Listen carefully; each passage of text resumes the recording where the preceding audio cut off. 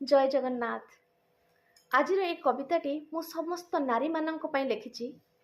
कवितार शीर्षक है गांधीजी को पदे।